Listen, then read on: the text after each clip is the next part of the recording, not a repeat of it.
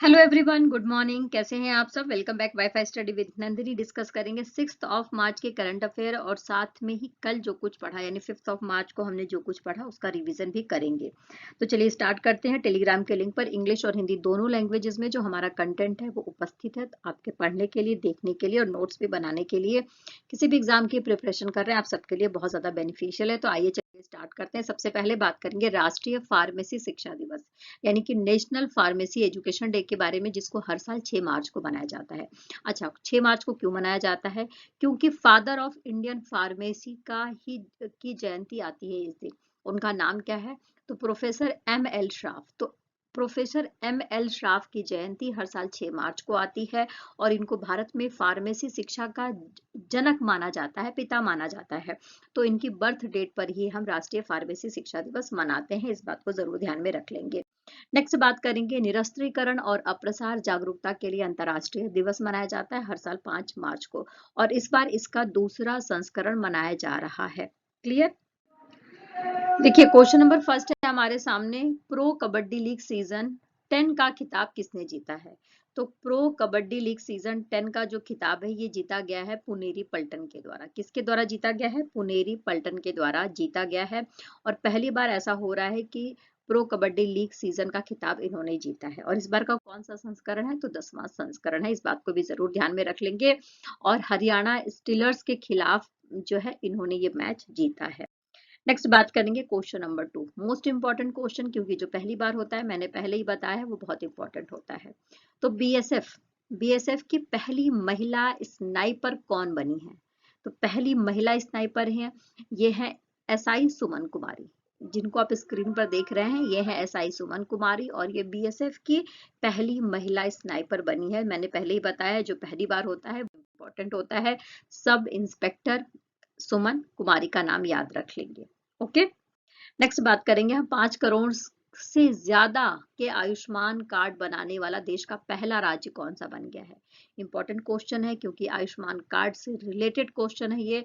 तो 5 करोड़ से ज्यादा आयुष्मान कार्ड बना रखा है किसने? उत्तर प्रदेश ने ये कारनामा किया है। तो जरूर याद रख लेंगे सबसे ज्यादा आयुष्मान कार्ड बनाने का जो रिकॉर्ड है वो भारत के उत्तर प्रदेश के द्वारा बनाया गया है। और 5,17,920 आयुष्मान कार्ड जारी करे गए हैं प्रधानमंत्री जन आरोग्य योजना के तहत। क्लियर? आइए नेक्स्ट बात कर लेते हैं। बिहार का नया मुख्य सचिव किसे बनाया गया है? तो स्क्रीन पर जिसे आप देख रहे हैं ये है ब्रजेश मेहत्रा और इनको बिहार का नया मुख्य सचिव बनाया गया है। बिहार के बारे में बात करूं तो बिहार का एक राज्य के रूप में गठन हुआ था 22 मार्च 1912 को। बिहार की राजधानी पटना है। मुख्यमंत्री नीतीश कुमार हैं। घरेलू जो वहाँ की राज्य पक्षी है वो है घरेलू गौरैया और वहां पे जो वहां का राज्य का फूल है वो क्या है? गेंदा। क्लियर? नेक्स्ट कर लेते हैं। अदिति योजना किससे संबंधित है? जो अदिति योजना है वो किस मंत्रालय से संबंधित है और किस डिपार्टमेंट से संबंधित है? कुछ भी क्वेश्चन आ सकता है तो याद रख लेंगे इस बात को कि जो अदिति योजना है ये रक्षा मंत्रालय से संबंधित है और रक्षा स्टार्टअप से संबंधित है। ओके, यानी कि रक्षा के क्षेत्र में अगर कोई स्टार्टअप स्टार्ट करना चाहता है तो 25 करोड़ रुपए तक की आर्थिक मदद करेगा रक्षा मंत्रालय। और इसका अदिति का फुल फॉर्म क्या है? तो acting development of innovative technology with iDEX. तो इसका फुल फॉर्म याद रख लेंगे और साथ में ये भी बात याद रख लेंगे कि अगर रक्षा के क्षेत्र में कोई स्टार्टअप आप स्टार्ट करना चाहते हैं तो रक्षा मंत्रालय की तरफ से 25 करोड़ रुपए तक की आर्थिक मदद दी जाएगी। और इसके लिए जो हमारे देश के रक्षा मंत्री हैं राजनाथ सिंह जी, उनके द्वारा यह ऐलान किया गया कि अदिति योजना में स्टार्टिंग में 750 करोड़ रुपए का इन्वेस्टमेंट किया जाएगा। क्लियर? आइए नेक्स्ट बात कर लेते हैं क्वेश्चन नंबर 6 के ऊपर। एयू स्मॉल फाइनेंस बैंक को किसके साथ मर्जर की मंजूरी दे दी गई है आरबीआई के द्वारा? तो देखो जो एयू स्मॉल फाइनेंस बैंक है अब ये मर्ज हो जाएगा फिनकेयर स्मॉल फाइनेंस बैंक के साथ में। फिनकेयर स्मॉल फाइनेंस बैंक के साथ में और इसके लिए आरबीआई की तरफ से जो ऑफिशियली मंजूरी है वो दे दी गई है बैंकिंग विनिमय अधिनियम 1949 की धारा 44 के तहत। और ये जो मर्जर है वो 1 अप्रैल से प्रभावी हो जाएगा, 1 अप्रैल 2024 से। इस बात को भी जरूर ध्यान में रख लेंगे। नेक्स्ट बात करेंगे ईरान के बारे में। ईरान ईरान के सहयोग से पार्स 1 उपग्रह को कक्षा में लॉन्च किया है। ईरान ने ये कारनामा किस किस देश के सहयोग से किया है कि जो पार्स 1 उपग्रह है उसको लॉन्च कर दिया गया है ईरान के द्वारा। तो यह है रसिया। रसिया के सहयोग से ईरान ने ये कारनामा करा है, जो पार्स 1 उपग्रह है उसको लॉन्च कर दिया है। क्लियर। उपग्रह का नाम पार्स 1 है और प्रक्षेपण स्थल रसिया का जो वोस्तोचन कोस्मोड्रोम है वहां से किया गया है। कक्षा की ऊंचाई आप देखेंगे तो 310 मील आपको देखने को मिल जाएगी। नेक्स्ट बात करेंगे अखिल भारतीय अनुसंधान विद्वान शिखर सम्मेलन 2024 के बारे में। ये कहाँ पर आयोजित किया गया है? तो मद्रास आईआईटी मद्रास में आयोजित किया गया है अखिल भारतीय अनुसंधान विद्वान शिखर सम्मेलन। 4 से लेकर 7 मार्च के बीच में ये चलने वाला है। क्लियर। नेक्स्ट बात कर लेते हैं उत्तर प्रदेश से रिलेटेड ये न्यूज है। उत्तर प्रदेश की बहुत ही महत्वाकांक्षी योजना है, युवाओं के लिए योजना है और उत्तर प्रदेश में युवाओं को रोजगार देने से संबंधित ये योजना है। इसका नाम याद रख लेना, उत्तर प्रदेश के मुख्यमंत्री युवा उद्यमी विकास अभियान, जिसको कहा जाता है शॉर्ट फॉर्म में माय युवा। ये जो योजना है इस योजना के अंतर्गत प्रतिवर्ष कितने उद्यमी तैयार करने का लक्ष्य रखा गया है? तो इस योजना के तहत हर साल उत्तर प्रदेश में 1 लाख उद्यमी तैयार किए जाएंगे, युवा उद्यमी तैयार किए जाएंगे और इनको 5 लाख तक का जो 5 लाख तक का ऋण दिया जाएगा विदाउट ब्याज, यानी बिना ब्याज के 5 लाख रुपए तक का जो ऋण है वो दिया जाएगा उत्तर प्रदेश सरकार की तरफ से। और इसके लिए 2024 और 25 का जो बजट आया है यूपी गवर्नमेंट का, उसमें ये बात बताई भी गई है। यूपी गवर्नमेंट माय युवा योजना के लिए 1000 करोड़ रुपए का इन्वेस्टमेंट करेगी और जो फर्स्ट टाइम पे ही यानी पहली बार में ही ये सारा ऋण वापस कर देगा गवर्नमेंट को, उसको दोबारा से 7.5 करोड़ रुपए का जो ब्याज है वो दिया जा 7.5 करोड़ रुपए का जो ऋण है वो दिया जाएगा विदाउट ब्याज। तो इस बात को भी जरूर ध्यान में रख लेंगे। Okay, clear. नेक्स्ट बात करते हैं जीआई टैग के बारे में।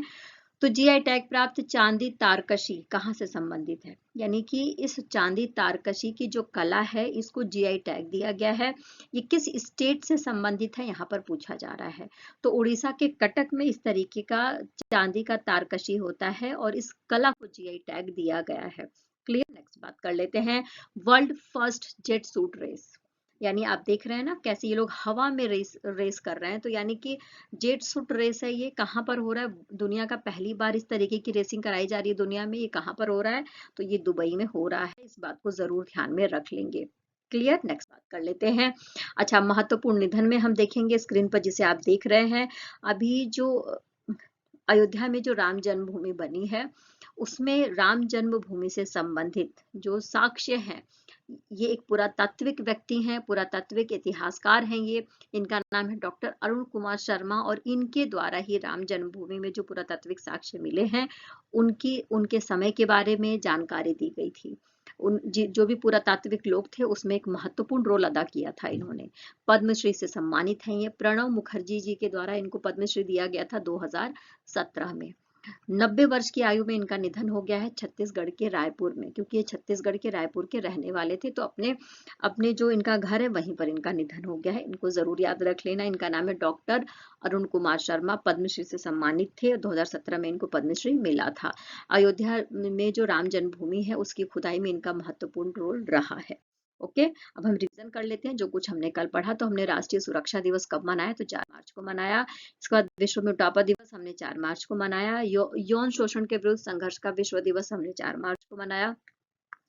अब हमने जो कल क्वेश्चंस पढ़े थे उसके बारे में देख लेते हैं। तो महाराष्ट्र भूषण पुरस्कार 2024 से किसे सम्मानित किया गया है? तो डॉक्टर प्रदीप महाजन को सम्मानित किया गया है महाराष्ट्र भूषण पुरस्कार 2024 से। चिकित्सा के फील्ड में इन्होंने जो काम किया है उसके लिए। उत्कृष्ट लेखांकन प्रदर्शन के लिए किस मंत्रालय को सम्मानित किया गया है? तो देखो, एक्सीलेंट अकाउंटिंग परफॉर्मेंस के लिए भारत सरकार का जो सूचना और प्रसारण मंत्रालय है उसे जो है अवार्ड दिया गया है। ओके, याद रख लेंगे इस बात को। मिजोरम में कौन सा महोत्सव मनाया गया? तो कल हमने इस महोत्सव के बारे में बहुत अच्छे से पढ़ा था। इस महोत्सव का नाम है चापचर कुट। क्या नाम है? चापचर कुट। नवपाषाणकालीन बाल दफन स्थल किस स्थान से मिला है? तो तमिलनाडु के चेंगलपट्टू से मिला है। आप देख सकते हैं 9 से 11 साल तक के बच्चे का ये शव है और साथ में ही इसको उत्तर पश्चिम दिशा में लिटाया गया और इसका मुख पश्चिम दिशा की तरफ किया गया है। बीपीसीएल ने स्पीड पेट्रोल के लिए किसे अपना ब्रांड एम्बेसडर बनाया है? तो बीपीसीएल यानी कि भारत पेट्रोलियम की तरफ से जो स्पीड पेट्रोल के लिए अपना ब्रांड एम्बेसडर बनाया गया है वो है नीरज चोपड़ा जी, स्क्रीन पर जिसे आप देख रहे हैं। तुवालू का नया प्रधानमंत्री कौन बना है? प्रशांत महासागरीय एक द्वीप है, स्वतंत्र द्वीप है, यहाँ के मुख्यमंत्री बने हैं तुवालू। तुवालू इस द्वीप का नाम है और यहाँ के प्रधानमंत्री बने हैं फेलेटी टेओ। ओके, याद रखेंगे इस बात को। हेलीकॉप्टर MH-60 रोमियो सी हॉक को कहाँ शामिल किया जाएगा? तो हेलीकॉप्टर MH-60 रोमियो सी हॉक को शामिल किया जाएगा नौसेना में। किसमें शामिल किया जाएगा? भारतीय नौसेना में इसको शामिल कर लिया जाएगा। एफएमआर को निरस्त करने के केंद्र के प्रस्ताव का विरोध किस विधानसभा ने किया है? पहले देखो, इसका विरोध जो केंद्र सरकार ने एफएमआर का जो प्रस्ताव है पारित किया था, इसको पहले ही मिजोरम की विधानसभा के द्वारा इसका विरोध कर दिया गया है पूर्ण बहुमत के साथ में।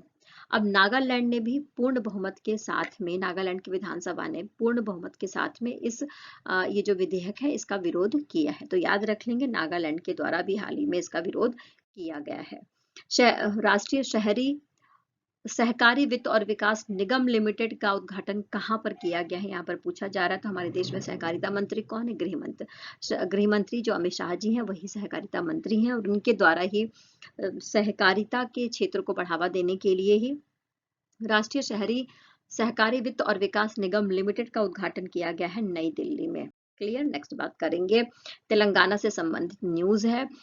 इंदिरम्मा आवास योजना की शुरुआत कहाँ पर की जा रही है? तो तेलंगाना में करी जा रही है। इसमें जो गरीब परिवार है उनको अपना घर बनाने के लिए तेलंगाना सरकार के द्वारा जो आर्थिक मदद है वो करी जाएगी इस योजना के तहत। ओके।